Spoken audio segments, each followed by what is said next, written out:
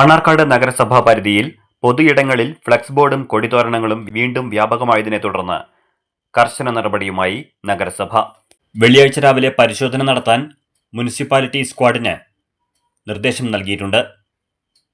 ഒരു കൊടിക്ക് 5000 വെച്ച് ഈടാക്കാനും FIR register ചെയ്യാനും റവന്യൂ ഇൻസ്പെക്ടർക്കും എഞ്ചിനീയർ, ഹെൽത്ത് വിഭാഗം അടങ്ങുന്ന സ്ക്വാഡ് അംഗങ്ങൾക്കും നിർദ്ദേശം കൊടുത്തതായും പോലീസിൽ നിന്നും സ്ക്വാഡിലേക്ക് ആളെ വിടാൻ കത്ത് നൽകിയതായും നഗരസഭാ സെക്രട്ടറി അറിയിച്ചു. പിഴ അടയ്ക്കാത്ത പക്ഷം കോടതി നടപടികളിലേക്ക് പോകും. ഏതെങ്കിലും ഒരു പാർട്ടിയുടെ ഫ്ലെക്സ് മാത്രം എടുക്കുകയും മറ്റുള്ളവ എടുക്കാതെ വരികയും ചെയ്യുന്നു എന്ന പരാതി കിട്ടിയിരുന്നു.